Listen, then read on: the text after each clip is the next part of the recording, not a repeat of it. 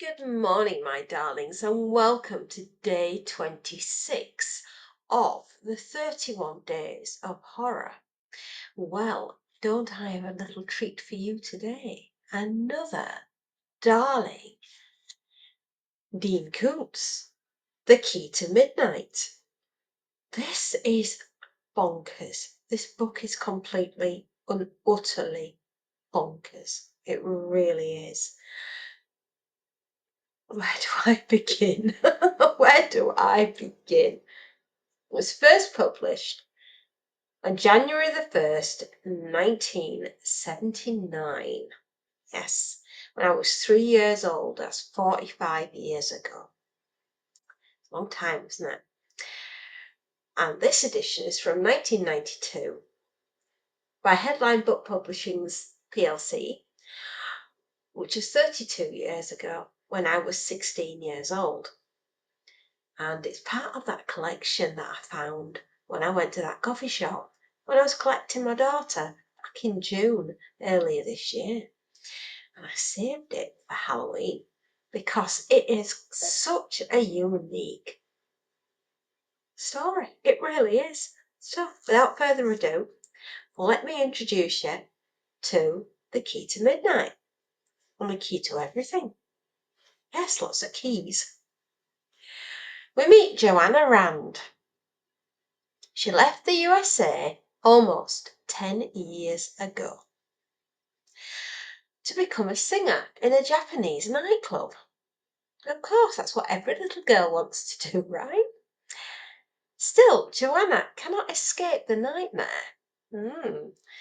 of the man with a mechanical hand, always reaching for the hypodermic syringe. When she wakes, she feels violated, used, and absolutely terrified. Oh, darling. Who is she?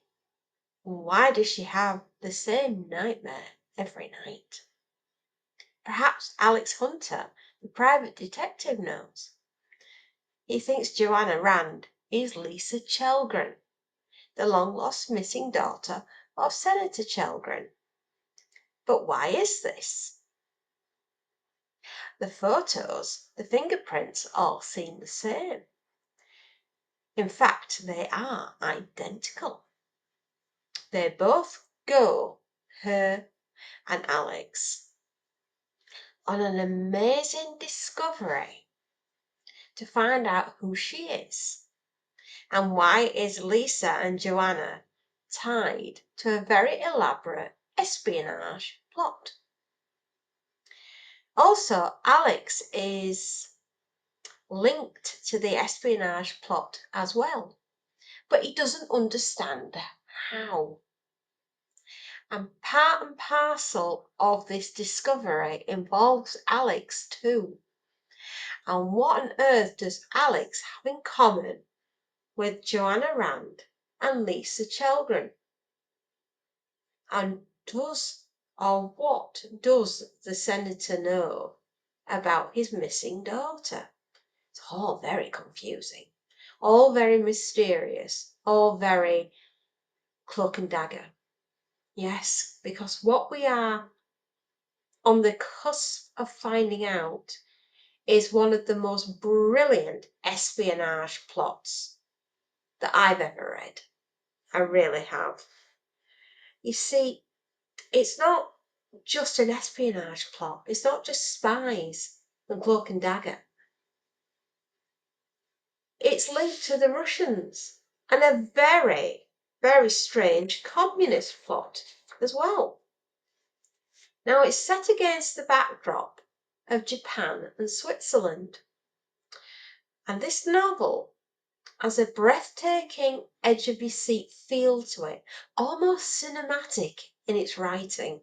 It could be a James Bond plot, it really could, but it's completely different. It's not quite a James Bond plot because there's horror wrapped up inside it. Horror of deception and fraud and mind control of all things. It's absolutely brutal. And the killings in this book are absolutely brutal as well, which is why it's not really a true James Bond. It's like a James Bond meets the end of the world meets the horror of, oh gosh, the Ipcris Files. Yeah, it's got a little bit of that in it as well. I tell you, it's like Harry Palmer, I always thought was a thinking man's James Bond, and it was a lot dirtier. James Bond seems way too crew cut, clean cut, and Harry Palmer, no. And that's what Alex really feels like a Harry Palmer kind of character. It's a very deep and dark and twisty kind of novel. And if you like Ipcris type style of writing by Dean, then you're going to really like this one by Dean Koontz. And it's a completely different avenue that Dean's gone down. But as a spy thriller and as horror is thrown into this spy thriller, it makes it quite darker and a lot dirtier and seedier than you would originally think a spy thriller would be. But yeah, give it a go. Yeah, you see, you will find out who Joanna Rand is, also known as Lisa Chelgren.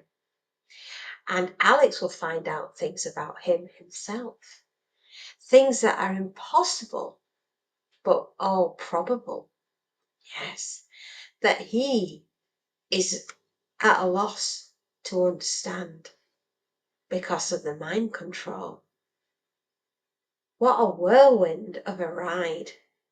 And it's not one for the faint-hearted. Absolutely not. I'm going to read you a little bit on the inside because, I say, the key to midnight is the key to all of us, isn't it? Part 1, Joanna. A sound of something, the scarecrow, had fallen down on itself. Bonaccio, 1670 to 1714. Chapter 1. In the dark, Joanna Rand went to the window.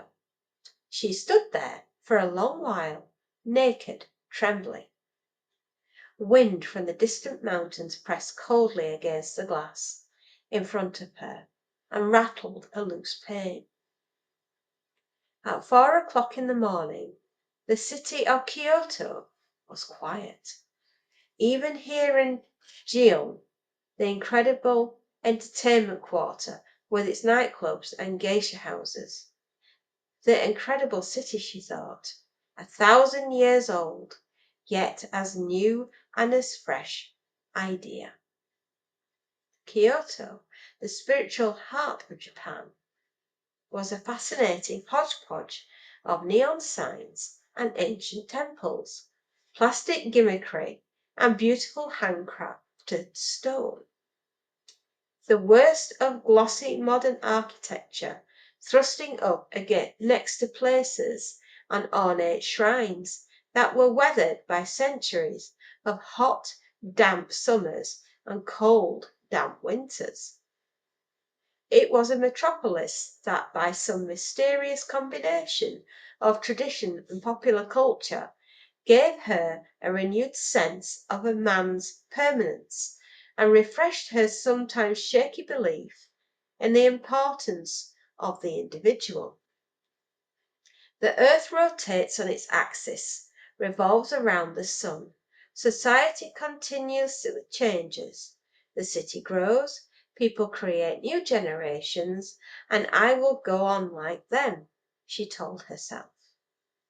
That was always the comforting thought when she was in darkness, alone, unable to sleep, morbidly energized by the powerful yet indefinable fear that came to her every night. Calm somewhat, but not anxious to return to bed, Joanna dressed in a red silk robe and slippers. Her slender hands were still shaking, but they were no longer uncontrollable. She felt violated, used, and discarded, as if the creature in her nightmare had somehow attained a physical form and had repeatedly brutally raped her while she slept. A remembered ache pulsed as steadily as if it were a real wound in the moist juncture of her thighs. The man with the steel fingers reaches for the hypodermic syringe.